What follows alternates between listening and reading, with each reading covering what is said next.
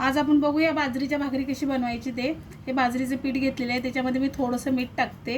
टाकायचं गार पाणी आहे आणि असं मळून घ्यायचं पिठाला। आणि याच्यासाठी घेतलेलं आहे बाजरीचं पीठ खूप चिकट असते आणि एकदम फ्रेश पीठ आहे, त्याच्यामुळे गार पाण्याने पण भाकरी येतात। माझं पीठ मळून झालेलं आहे, त्याच्यामध्ये कमीत कमी 4-5 भाकरी होतात। हे बघा घातलेलं आहे, असं टाकायचं। मला खूपच पातळ भाकर हवी असेल तर हे काढून टाकायचं पाठीमागचं, असं हाताने पकडायचं आणि असं थापायचं। एक हात असा लावायचा म्हणजे भाकर तुटणार नाही आणि खूप गोल भाकर येणार। जर नसेल जमत तर मग दोन्ही हाताने भाकर करायची अशी, तरी पण खूप मस्त येते।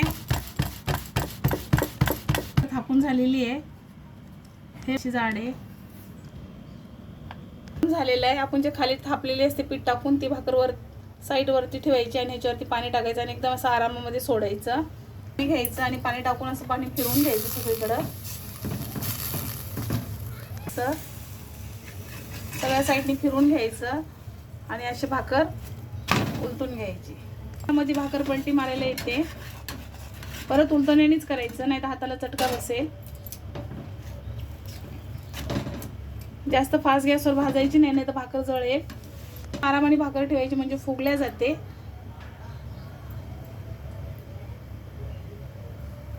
भाकर फुगल्या जाते। माझी भाकर झालेली आहे।